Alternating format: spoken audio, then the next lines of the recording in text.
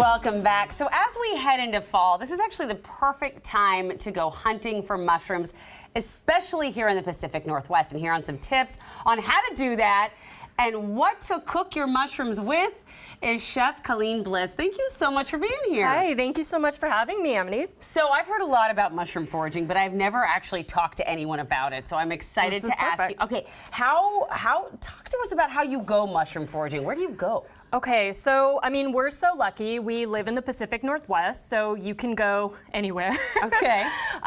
Actually, these mushrooms that we foraged here are from Seabrook, so on the Washington coast, a little south of Quinault, and then a little north of Ocean Shores. So the nice thing is that we are approaching September and October, which is... And this is mushroom season? This is mushroom season. This is fall mushroom season. So basically, the mushrooms that you're going to want to see here in fall are the chicken of the woods. This is the big one. This is the chicken of the woods here? That's the chicken of the woods. Okay, that's gigantic. It is gigantic. That's actually a small one compared to how big they are. Wow.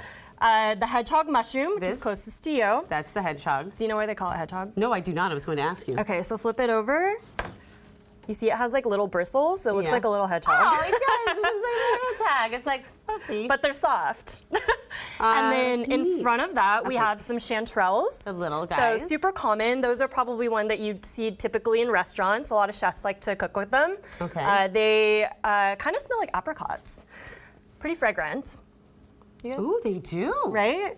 Oh, wow. I feel like they can kind of be used for like sweet and savory, which is fun. Wow, I love it. And then this gigantic, really colorful. Yep, so that's a lobster mushroom. Can you guess why? Because it looks like a lobster? Because it's bright red. It's actually a parasitic fungus that invades another host mushroom and it turns it bright red like that. And then we call it a lobster. It's a nice thought. Parasitic fungus among us. Speaking of, now we'll get to cooking. Okay. Can I ask you quickly, though, I mean, how well-versed do you need to be in mushroom foraging so you don't, I don't know, poison yourself? I would say pretty well-versed. Okay. So I read a lot of books. I've also, gone out with a lot of foragers, definitely do the homework. Yes. And, when I first started foraging, I just started with mushrooms that were easily identifiable. They have very few that look like them that would be toxic, none that look like them that would be toxic. Stay away from all those. Well, I love that I've seen these now. They're so cool because I've seen them growing out in nature, but I love that we're cooking with them. So how do we get started? Yeah, well, we get started. We're gonna do a wild mushroom pasta today. Oh, yeah. So first things first, we're gonna pour some wine. Oh, yes, ma'am. You don't have to ask me twice. All right. And while you pour that, I have a mix of chanterelles, the lobsters, and the hedgehogs. These are already cleaned, washed, so I'm gonna go ahead and put those in the pan. Because they're dirty. Do you really need to get them that clean? You know what? I'm kind of like an outdoorsy girl. Yeah, I don't mind. A little dirt never hurt anyone. I don't mind like a little bit of it. Here you go, my friend. Thank you. Cheers. I love this, to mushroom foraging. Okay. So you just put like a tablespoon, not even that much of olive oil. A little bit of oil. The oil is really gonna the mushrooms are really gonna suck the oil up. Okay. So you're gonna use a little more than you think you're gonna use. Important part is to make sure that you're seasoning the mushrooms right away.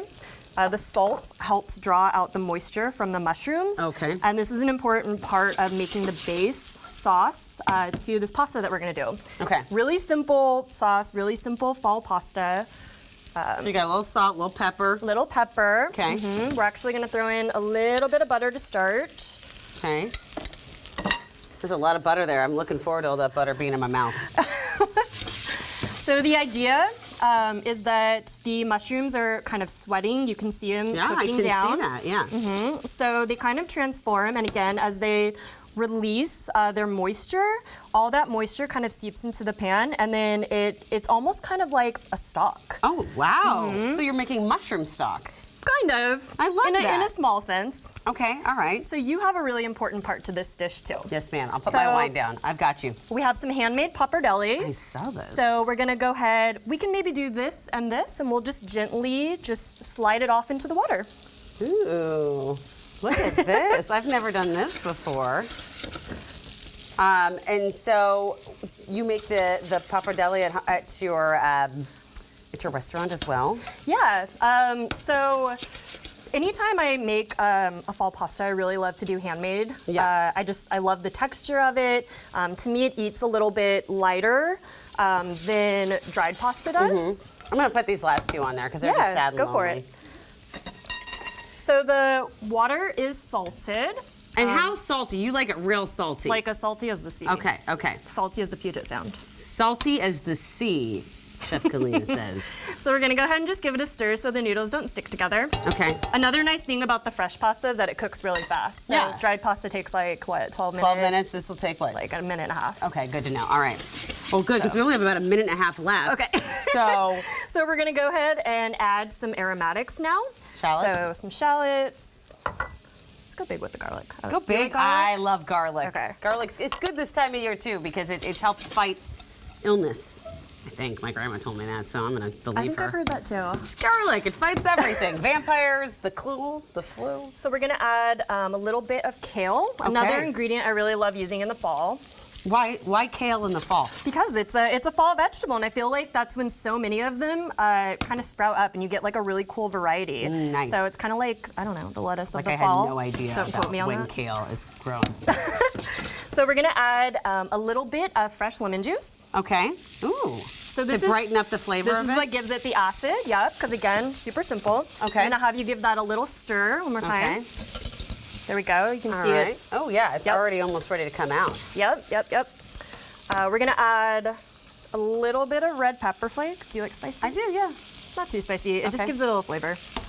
And then some chicken stock. Oh, okay, so we do add a little stock in there, and so then that cooks down to become the sauce. Yes. Okay. And then this is where I'm gonna have you do this. This Okay. is your. We only have about 30 seconds left, but I'm gonna add, this is like what, You're 2 gonna add the sticks butter. of butter? This feels like like a cup and a half of butter.